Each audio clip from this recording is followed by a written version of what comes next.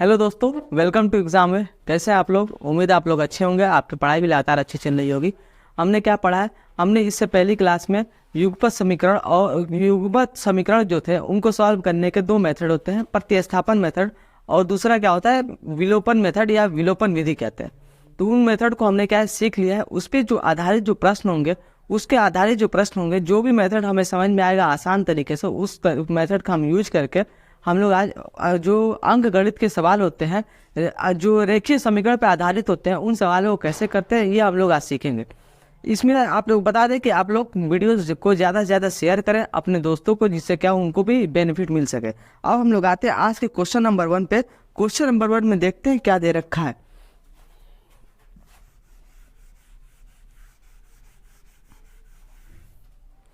Question number 1 दे रखा है, इस एक स्टेशनरी की दुकान में। क्वेश्चन नंबर 1, एक स्टेशनरी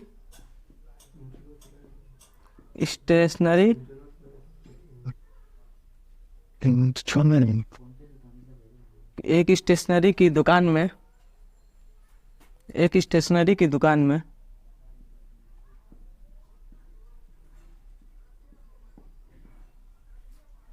दुकान में तीन पेंसिल कटर की कीमत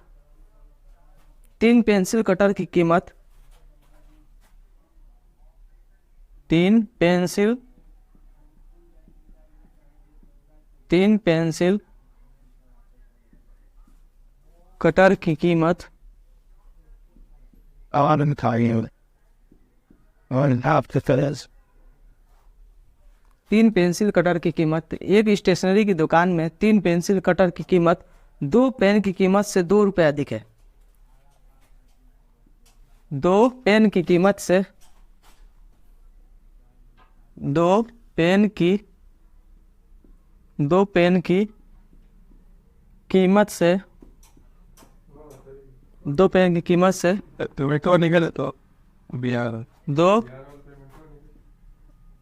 2 रुपये अधिक है। हाँ, कलेक्ट नहीं छू।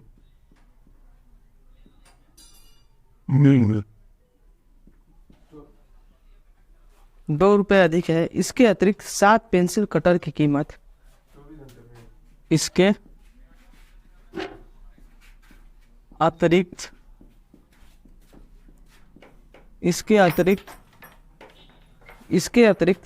7 पेंसिल कटर 7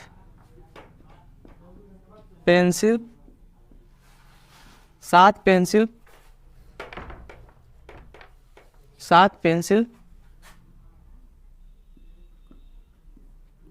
कटर की इसके अतिरिक्त 7 पेंसिल कटर की तथा 3 पेन की कीमत 43 रुपये है। 43 रुपये है। अतः एक पेंसिल एक कटर की कीमत क्या बताइए? अतः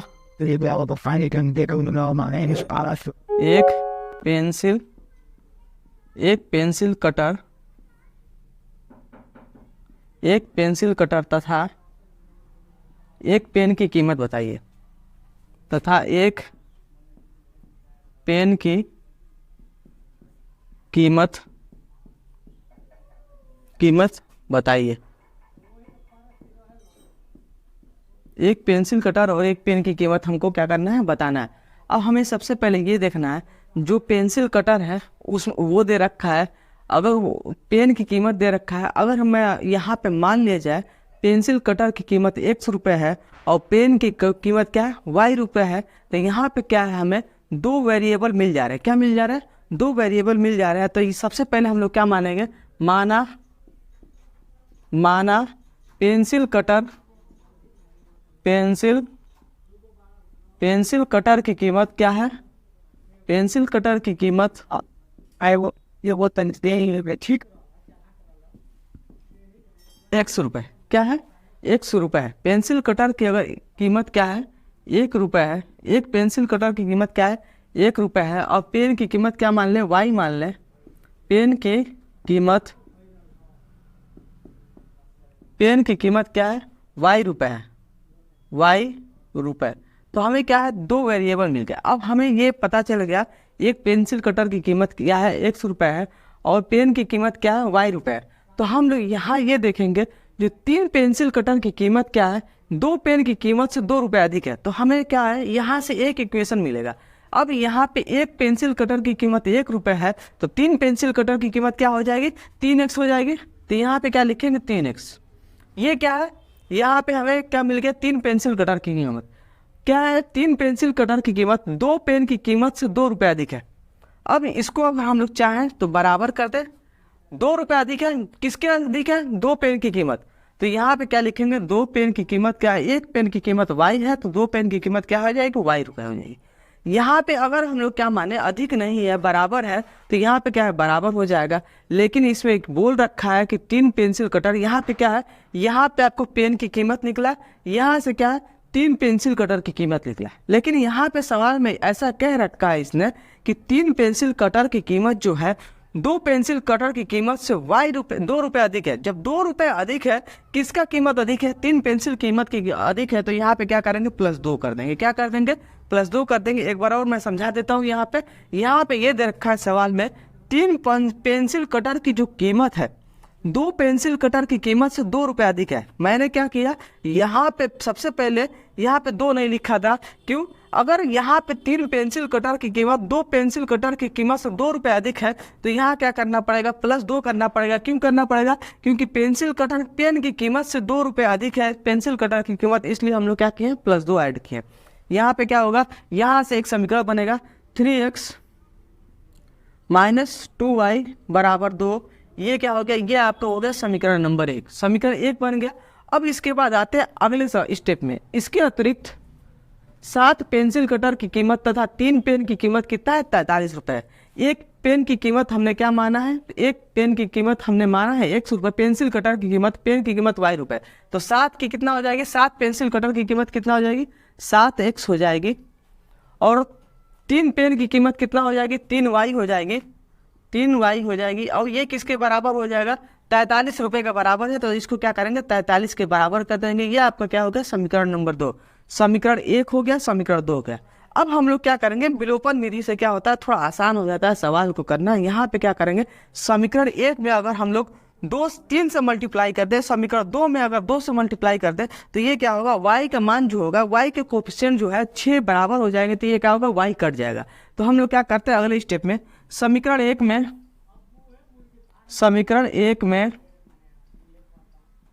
3 से गुणा, ठीक। समीकरण 1 में हमने क्या किया, 3 से गुणा कर दिया, अब प्लस समीकरण 2 में 2 से गुणा करके क्या करना है, जोड़ देना है। 2 से गुणा करके जोड़ देना है। समझ में आ गया। यहाँ पे यहाँ क्या है, समीकरण 1 में हमने 3 से गुणा किया, समीकरण 2 में हमने क्या किया, 3 से गुणा किया। समीकरण 1 में हमने 3 से, समीकरण 2 में हमने क्या है, 2 से गुणा करना है। 2 से गुणा करेंगे क्या होगा, दोनों वैल्यू जुड़ जाएगा। अब हमें क्या करना है, जोड़ना है। तो समीकरण 1 में 3 से गुणा करेंगे, ये कितना हो जाएगा, 9x हो जाएगा। 9x माइनस ये कितना हो जाएगा, 6y बराबर 3 दूना के 6। ये आपका हो गया ये। अब क्या करना है, समीकरण 2 में क्या करना है, 2 से गुणा करना है। यहाँ पे 2 से अगर गुणा करेंगे तो कितना हो जाएगा, 2 7 14x प्लस 3 दूना के 6, 6y बराबर कितना होगा, 43 दूना कितना हो जाता है, 86 हो जाता है। ये हो गया आपका समीकरण नंबर 2 में हमने क्या किया, 2 से गुणा करके। अब दोनों को जैसे ही जोड़ेंगे तो ये क्या हो जाएगा, y, ये y आपस में क्या हो जाएंगे, कट जाएंगे। और 14 9 कितना होता है, 14 6 20 होता है। 3 एक्स्ट्रा है, कितना हो जाएगा, 23 x बराबर ये कितना हो गया, 80 86 और 6 को जोड़ेंगे आप, 86 या 4 कितना होता है, 90 90 2 कितना हो गया आपका 92। यहाँ से x का मान कितना निकल गया, x का मान निकल के आया 4, x का मान निकल के आया 4। मतलब क्या है, पेंसिल कटर की कीमत कितना है, ₹4। एक पेंसिल कटर की कीमत क्या है, ₹4। हमें क्या है, x का मान निकल गया। x का मान हम लोग क्या है रखेंगे, जो आसान रहे उसी में रखना है। ये नहीं कि जो भी बड़ा वैल्यू है उसमें नहीं रखना है। यहाँ पे आसान वैल्यू दिख रहा है, 3x - 2y बराबर 2। इसमें क्या करेंगे हम लोग, समीकरण नंबर 1 में x का मान रख देंगे। समीकरण 1 में समीकरण एक में x का मान रखने पर, x का मान रखने पर समीकरण एक में क्या रखेंगे हम लोग, x का मान रखेंगे। ये कितना हो जाएगा, 4 3 12, 12 माइनस 2y बराबर क्या है, 2 है। 12 माइनस 2y बराबर क्या हो जाएगा, 2 हो जाएगा। 12 को उस साइड ले जाएंगे तो कितना हो जाएगा, माइनस 2y बराबर 12 में से 2 जाएगा, कितना हो जाएगा, माइनस 10। ये माइनस से माइनस कैंसिल, 2 5 कितना होता है, 10 होता है। तो y के मान क्या निकल के आया, 5 निकल के आया। तो आप लोग कैसे लिखेंगे पेन एग्जाम में, एक पेन कटर की कीमत कितना आया है, 4 रुपये, और एक पेन की कीमत क्या है, 5 रुपये। पेंसिल कटर की कीमत कितना निकल के आया है, 4 रुपये निकल के आया है। पेन की कितना कीमत निकल के आया है, 5 रुपये निकल के आया है। आई होप ये सवाल आपको अच्छे से समझ में आ गया होगा। सबसे पहले हमने क्या माना है, पेंसिल कटर की कीमत दे रखा है, पेंसिल कटर की कीमत हमने 100 रुपये मान लिया। पेन कटर की कीमत, पेन की कीमत कितना दे रखा है, वाई हमने मान लिया। पेन कटर दो यहाँ पे वेरिएबल थे, दोनों को हमने क्या है, x और y मान लिया है। और जो भी यहाँ पे कंडीशन बन रहे थे, यहाँ पे कंडीशन बन रहा था और यहाँ पे कंडीशन बन रहा था, 2 इक्वेशन हमने बना दिया। 2 इक्वेशन थे, 2 अननोन थे, हमने क्या है, ये हमने विलोपन मेथड से इस विधि को, इस इक्वेशन को सॉल्व करते हैं, जहाँ से x का मान निकला। x का मान निकला का मतलब क्या हो गया, पेंसिल कटर की कीमत निकल गई। y का मान निकला मतलब क्या है, पेन की कीमत हमें पता चल गई। यही क्या हो जाएंगे, 1 रुपये, और यहाँ से क्या है, 1 रुपये नहीं, एक पेन की कीमत यहाँ पता चल गई। यहाँ पे एक पेंसिल कटर की कीमत यहाँ पता चल गया, पेन की कीमत यहाँ पता चल गया। अगर आपसे यहाँ से 10 पूछ दे, 20 पूछ दे, जितना भी पूछ दे उतना वैल्यू आप लोग निकाल सकते हैं। अब हम लोग आते हैं नेक्स्ट क्वेश्चन पे, क्वेश्चन नंबर 2 पे। क्वेश्चन नंबर 2 पे देखते हैं।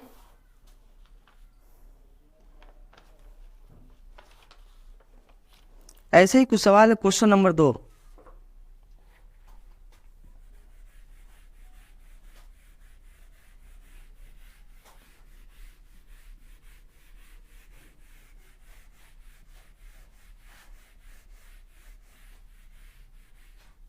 क्वेश्चन नंबर 2, यदि क्या है, तीन संख्याओं में पहली और दूसरी संख्या का योग दे रखा है 24। यहाँ पर क्या क्वेश्चन नंबर 2 है, तीन संख्याओं में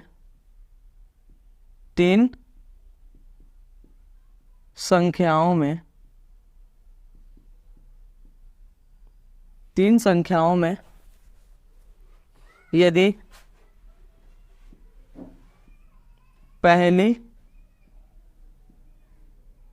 पहली और दूसरी का योग,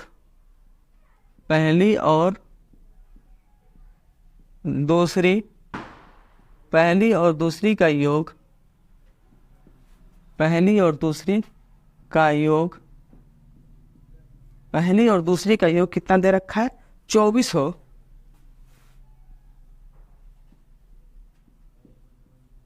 यदि क्या दे रखा है, यदि संख्याएं, तीन संख्याओं में पहली और दूसरी संख्याओं का योग क्या है, 24 है। तो आगे यहाँ से आपसे पूछ रहा है दूसरी और तीसरी का योग, वह दूसरी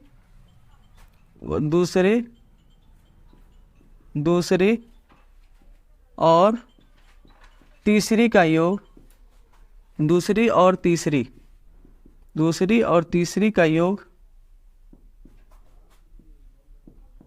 और तीसरी का योग 30 हो। दूसरी और तीसरी का योग कितना हो, 30 हो, तथा तीसरी और पहली का योग कितना हो, 26 हो। तीसरी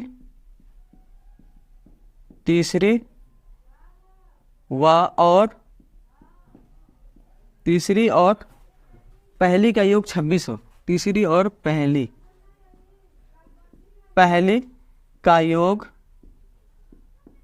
पहली का योग 26 हो। तो सबसे छोटी संख्या क्या होगी, यहाँ पे क्या करना है, तो सबसे छोटी संख्या क्या होगी, सबसे छोटी संख्या क्या होगी, छोटी संख्या क्या होगी। अब हमें क्या करना है, यहाँ पे सबसे छोटी संख्या आपको निकालना है। अब सबसे पहले हमें क्या देखेंगे, यहाँ पे तीन क्या दे रखा है, तीन संख्याएं दे रखा है। जब तीन संख्याएं दे रखा है तो तीनों संख्याओं में हम इक्वेशन बनाएंगे और जो हमें निकल के आएगा उसको आगे धीरे धीरे हम लोग संख्याओं को सॉल्व करते जाएंगे। सबसे पहले देखते हैं यहाँ पे क्या दे रखा है, पहली और दूसरी। यहाँ पे अगर मैं मान लेता हूँ, माना क्या है, माना संख्याएं क्रमशः, माना संख्याएं क्रमशः क्या है, x, y तथा z। ठीक, x, y तथा z। ये क्या हो जाएगी, अगर ये पहली संख्या, दूसरी संख्या, तीसरी संख्या, ऐसे लगातार हम लोग मान लेते हैं। तो यहाँ पे क्या, पहली और दूसरी, पहली दूसरी का मतलब क्या होगा, x plus y. x plus y बराबर कितना है, 24 है। ये आपका हो जाएगा समीकरण नंबर 1। और यहाँ से दे रखा है दूसरी व तीसरी, दूसरी और तीसरी क्या है, ये है। मतलब दूसरी तीसरी का मतलब क्या होगा, y प्लस जेड कितना दे रखा है, y प्लस जेड बराबर दे रखा है 30। ये हो गया आपका समीकरण नंबर 2।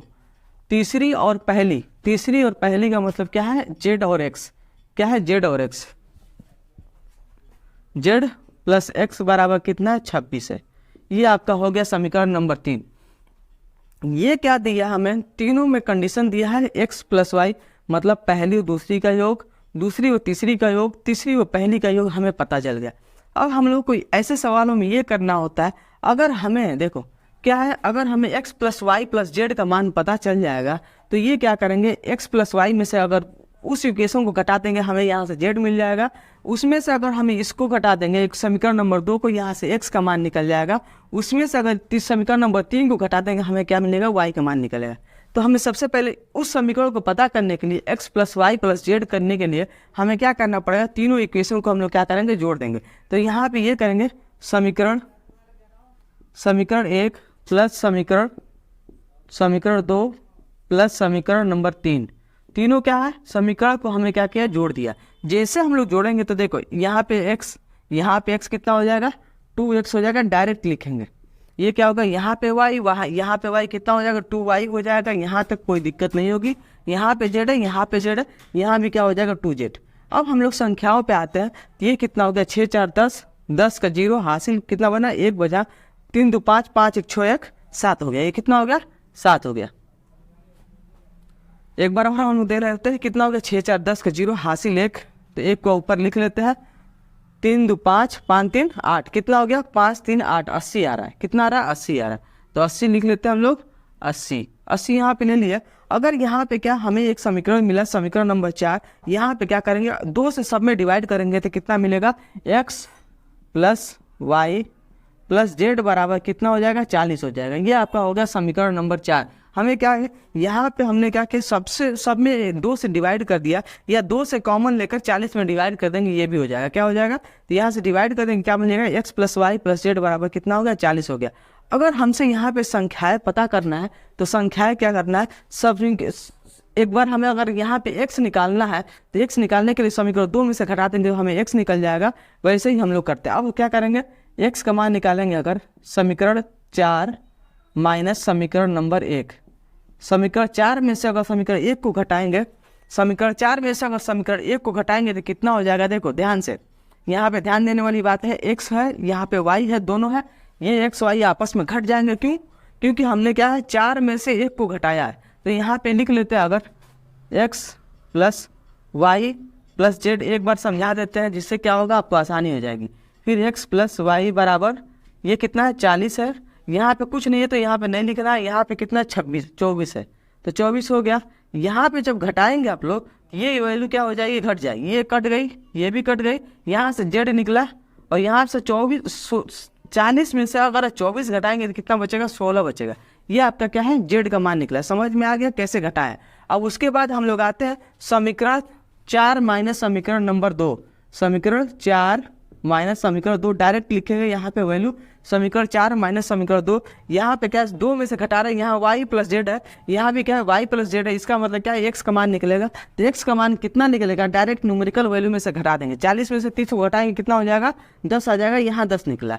अब क्या है, हमें क्या निकलना है, y निकालना है। तो समीकरण 4 माइनस समीकरण नंबर 2, समीकरण 4 माइनस समीकरण नंबर 2, समीकरण नंबर 2, ठीक। अब समीकरण 4 माइनस समीकरण नंबर समीकरण नंबर 3, समीकरण 4 माइनस समीकरण नंबर 3। यहाँ पे 4 में से 3 को घटाएंगे तो यहाँ z प्लस एक्स है, यहाँ भी z प्लस एक्स है, केवल क्या है y अलग है, तो y हमें y का मान निकल गया। y का मान कितना निकलेगा, यहाँ पे न्यूमेरिकल वैल्यू 0 दे रखा है, इसमें से घटा देंगे कितना निकलेगा, 40 में से 26 को घटाएंगे तो यहाँ पे मान आएगा 14। कितना मान आएगा 14। ये कितना आया 10 आया, ये कितना आया 16 आया। अगर सबसे छोटी मान की बात की जाएगी तो सबसे छोटी मान क्या हो जाएगी, x का मान हो जाएगा। जो सबसे छोटी वैल्यू होगी वो होगी 10। समझ में आ जाएगी ये क्वेश्चन कैसे निकला, आसान था, आप लोग कर सकते थे।